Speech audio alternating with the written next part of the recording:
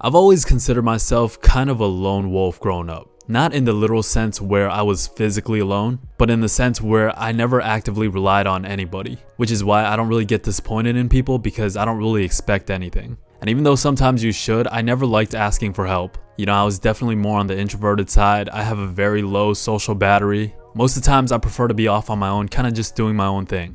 I spent an entire month traveling by myself last year. I like going on runs and blasting music. Some of my most fun memories growing up was just going to a park at night, playing basketball, shooting around by myself with my earbuds in, grab some Chipotle afterwards and eat in my car. That was something people always called me weird for. Even when I was in school, I would just have my earbuds in like 80% of the time. I'd be sleeping in the library when I was supposed to be in class, and I'd definitely be in my own world a lot of the times. Just spending a lot of time reflecting and introspecting, like even when I'm like in the shower. I grew up not really using social media. I don't party, I don't smoke, I don't do drugs. I've never taken a sip of alcohol. I've always been a bit of a weird cat in that way, or a lone wolf.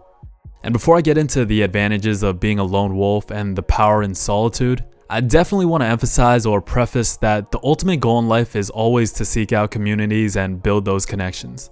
A healthy person has multiple communities in their life, and that feeling when you're around like-minded individuals that you love and care about is unlike anything else. Your family's a community, your friends are another community, your coworkers, the people you see in your boxing gym, the people you play basketball with at the rec on Saturdays, the people you see at school, the people you do extracurricular hobbies or activities with. Your girlfriend or wife and her annoying ass friends that you have to pretend to like, that's another community. But the point is, you should always aspire to have multiple different communities in your life. Life without social interaction would be completely pointless. A major part of life is making meaningful connections. Now with that being said, now that I got that preface out the way, there's also something extremely important about the period in your life that you spend alone. The period of your life where you're kind of a lone wolf, and everyone goes through it at some point in their life. Whether it's right after you graduated high school and you're going to a college that no one else is going to, or right after graduating college, separating from your college friends or your frat bros, going back home and going into the real world. Or maybe it's getting laid off from your job or getting broken up with or divorced with or whatever, right? Whatever period of your life that's in, there's going to be some point in your life where you're going to lose a community, become more distant, lose people in your life, and find yourself more alone or lonely than you were before. And how you navigate that period of your life is going to determine the course of your life moving forward. Maybe you're in that period of your life right now. That period of your life is going to be your X factor moving forward because so many people are unable to be alone and to self-reflect and to introspect on what they want their life to look like. They automatically run towards a distraction because they're terrified of being alone or being by themselves. And you kind of miss out on this period of your life where you really get to focus in on what you want. One of the most powerful things about solitude and being alone or being a lone wolf is extreme self-reflection. It's like you gotta ask, who are you when you're not conforming to societal expectations or standards? Who are you actually when you're not influenced by peer pressure, be it friends, family, or acquaintances? Who are you when you're not putting on a front for social media? When you kind of minimize the noise and outside influences or distractions of the world, it forces you to be honest with yourself. And the first step to happiness in life is truly understanding what you want in life. It's like how many people chase things in their life and still end up not being happy after what they already got, what they thought was going to make them happy. That period of isolation forces you to look at what you truly want out of life, what you want to do, the version of yourself that you want to be, the people you surround yourself with, how much of your current self and your actions align with what you want in the future. It forces you to look at everything, and it forces you to be real with yourself. And the level of clarity that you gain from that, at least for me, it was all I needed to never feel depressed ever again.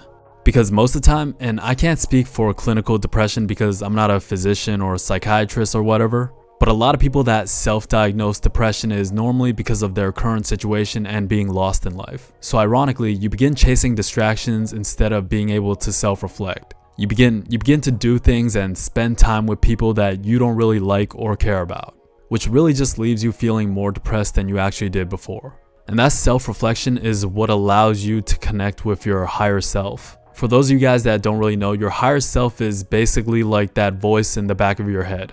The voice that tells you to go take that risk. The voice that tells you that maybe I don't want to work in an office for the rest of my life. Maybe I should try MMA. Maybe I kind of want to start a business or a clothing brand. Maybe I should start that YouTube channel. Maybe I should take that solo trip that I've been meaning to go on. Maybe I actually don't care about going to the clubs or partying every single weekend. Maybe I'm just running from my own loneliness.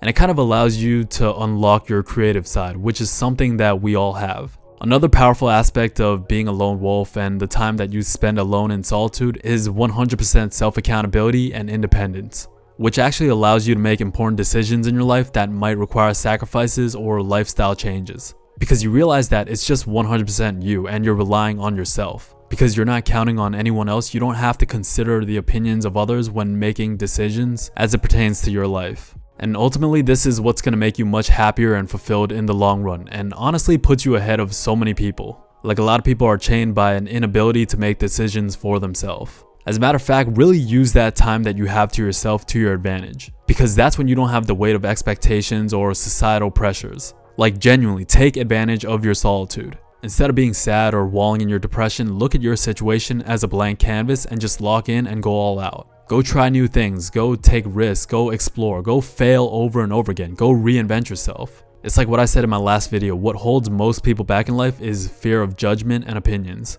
And being alone is kind of like a cheat code in the sense that it rids you of all of that, and it fully allows you to do what you want to do and live life on your own accord.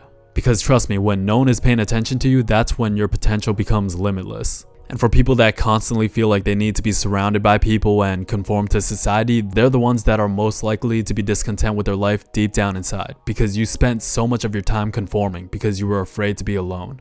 And also, it kind of teaches you to not rely on other people for your own happiness, which actually, to be honest, results in better relationships with the people that you do have and the people that you do choose to surround yourself with. A main reason why people surround themselves with people that they don't like or don't actually care about is because they're afraid to be alone, and they subconsciously rely on other people to make them feel happy. When you're an independent person, when you're completely fine ending relationships that aren't real to you, that actually strengthens the bonds with the people that you do choose to be around. It allows you to elevate those relationships with the people around you from an unbiased point of view, because you know that you're not hanging around them just because you need friends or are afraid to be alone. It's because you genuinely enjoy being around those people. And it might sound obvious, right? But there's so many people that surround themselves with people that they constantly complain about. It's like the craziest thing to me. I remember in my freshman year of college, I had an idea of what college was supposed to be like, just like most college freshmen.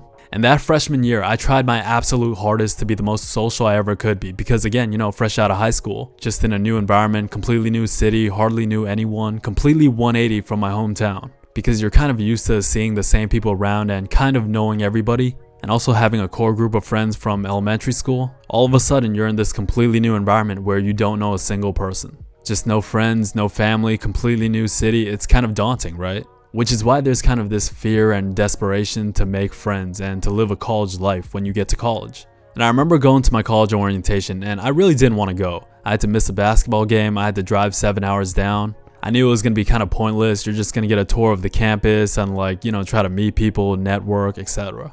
And there was just this kind of desperate energy from everyone else around because they were terrified to be alone. Everyone was desperately trying to make friends.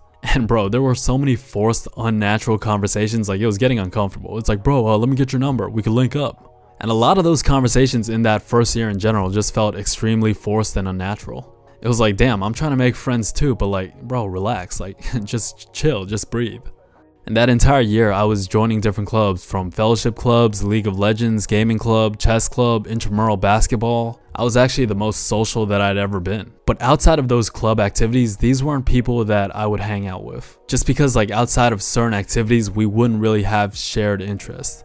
And I remember I just felt so tired and I didn't want to go to certain hangouts or events, but for some reason I just felt like I had to. It's like, you're in college, you gotta make friends, you don't want to be alone, you gotta have the college experience. And then somehow it'd be Friday night and I'd be getting boba, which I don't even really like, with 6 or 7 people that I wasn't even close to, and I'd be laughing and talking about the most remedial, unimportant things. And I would always try to lie or make up an excuse so I didn't have to go, oh, I gotta study for this midterm.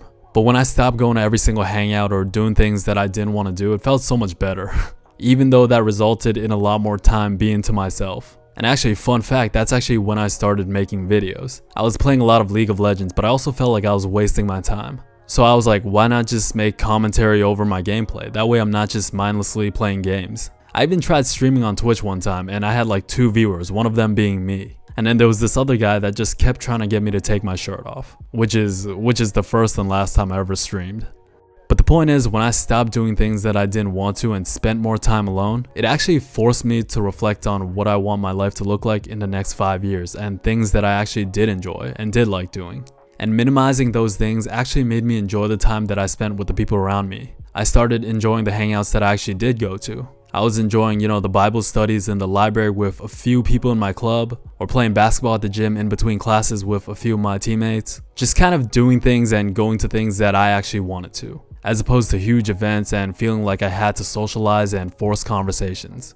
But yeah, if you're in that period of your life where you find yourself in solitude or having a lot more alone time, instead of trying to run from it, really try to take that as an opportunity to self-reflect on what you really want in life. Whether it's what you want to do in life, your passion, the people you surround yourself with, anything really. Like, it allows you to take a step back and really evaluate every aspect of your life and kind of figure out what you want and kind of reverse engineer from there. And when you're following that path, you're genuinely happy because it's what you want to do.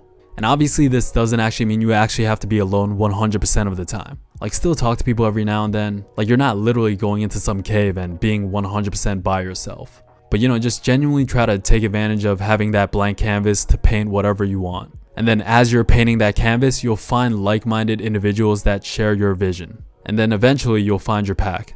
You're not going to stay a lone wolf forever. Anyways, hopefully you got some from this. If you got any topics or suggestions, feel free to let me know. Thank you for listening. I love you. I appreciate you. And with that said, make sure you stay true. And I'll talk to you real soon. Peace.